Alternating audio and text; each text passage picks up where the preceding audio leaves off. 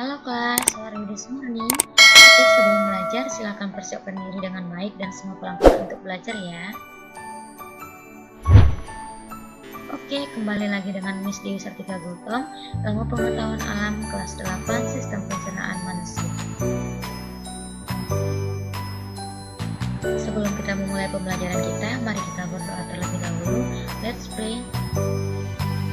Amin. Oke, buat anak-anak Miss yang hari ini hadir, kita akan mulai pembelajaran kita ya. Namun kita akan ingat dulu pembelajaran kita minggu lalu tentang struktur dan fungsi tumbuhan. Anak-anak Miss harus masih ingat ya. Nah, hari ini kan kita mau masuk ke sistem pencernaan manusia. Anak-anak Miss silakan buka buku paket IPA kelas 8 halaman 79 sampai 88 ya. Kompetensi dasar, menganalisis sistem pencernaan pada manusia dan memahami gangguan yang berhubungan dengan sistem pencernaan serta upaya menjaga kesehatan sistem pencernaan. Tujuannya, setelah melaksanakan kegiatan pembelajaran, anak-anak Miss mampu mendeskripsikan berbagai organ sistem pencernaan, perbedaan fungsi dari setiap organ sistem pencernaan, dan memahami gangguan serta upaya menjaga kesehatan sistem pencernaan. Kita akan belajar tentang sistem pencernaan manusia. Nah, anak-anak Miss harus sudah sarapan dulu ya agar sistem pencernaannya tetap sehat. Nah, apa yang terjadi pada makanan yang kita makan? Yuk kita belajar sistem pencernaan manusia. Nah, sistem pencernaan adalah proses mencerna makanan yang kita makan yang bentuknya masih kasar menjadi bentuk lebih halus dan sederhana untuk diserap sari-sari makanannya. Nah, organ-organ pencernaan manusia, yang pertama ada rongga mulut, yang kedua ada kerongkongan atau esofagus, ketiga ada lambung, keempat ada usus halus, kelima ada usus besar, dan keenam ada anus. Nah, anak-anak Miss harus ingat ya urutannya. Nah, ayo kita ulangi lagi untuk menyebutkan apa saja organ-organ pencernaan pada tubuh manusia. Nah, yang pertama tadi adalah rongga mulut, yang kedua itu ada kerongkongan, itu adalah lambung, keempat usus halus, kelima itu adalah usus besar, yang keenam adalah anus. Nah, anak-anak Miss pintar. Sekarang mari kita mempelajari satu persatu bagian-bagian organ sistem pencernaan manusia. Nah, organ yang pertama adalah rongga mulut. Bagaimana makanan dicerna di rongga mulut? Nah, bagian-bagian rongga mulut terdiri dari gigi, lidah, kelenjar air liur. Nah, gigi, lidah, dan kelenjar air liur ini itu berfungsi mengeluarkan makanan pada sistem pencernaan pada manusia yang terjadi pada tahap pertama yaitu di rongga mulut. Nah, anak-anak Miss, kelenjar air liur itu juga sering disebut dengan saliva. Jadi, anak-anak Miss harus ingat ya, kelenjar air liur itu disebut dengan saliva. Nah, di dalam rongga mulut, makanan akan dicerna secara mekanik oleh gigi, lidah, dan kelenjar air liur dengan cara dikunyah dan dihaluskan agar menjadi potongan-potongan makanan yang lebih halus. Selain dikunyah oleh gigi, pencernaan makanan di rongga mulut dibantu oleh enzim amilase atau petialin yang dihasilkan oleh kelenjar air liur.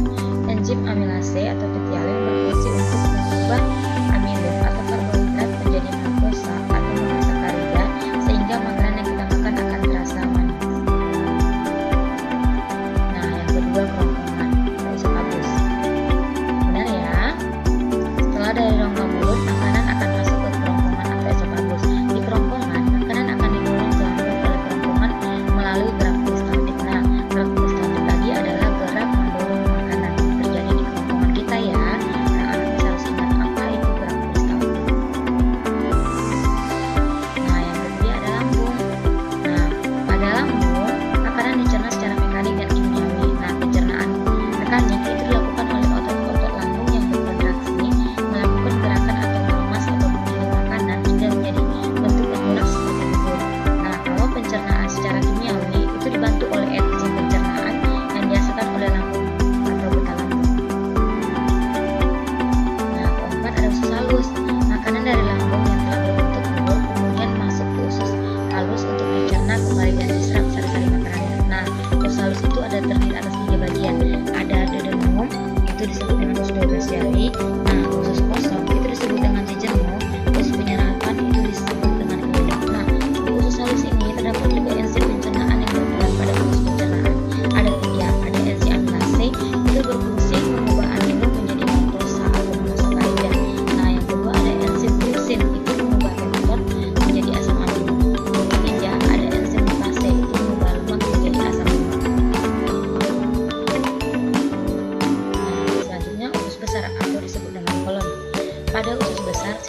ampas makanan yang diserap kandungan air dan garam-garam mineralnya. Kemudian ampas makanan tersebut dibusukkan oleh bakteri pembusuk yang hidup di usus besar. Nah, nama bakterinya adalah bakteri Escherichia coli. Ingat ya anak-anak mis, nama bakteri pembusuknya itu adalah bakteri Escherichia coli.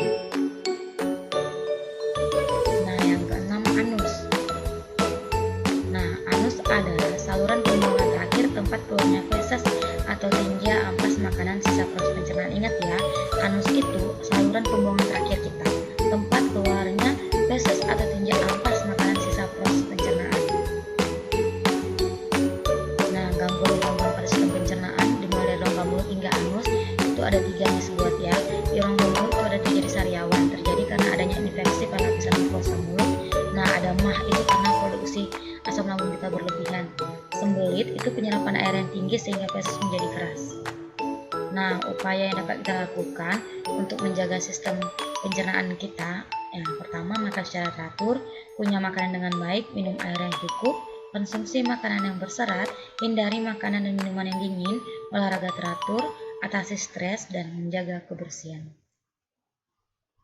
Nah, kesimpulannya, organ-organ pencernaan itu terdiri dari rongga mulut, kerongkongan, lambung, usus halus, usus besar, dan anus. Gangguan pada sistem pencernaan ada sariawan, mah, dan sembelit. Dan ada 7 upaya menjaga kesehatan sistem pencernaan kita. Nah, untuk kuisnya ada 5 ya. Jelaskan apa yang dimaksud dengan sistem pencernaan.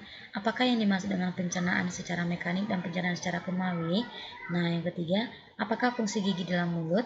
Keempat, tuliskan beberapa gangguan pada sistem pencernaan. Kelima, tuliskan upaya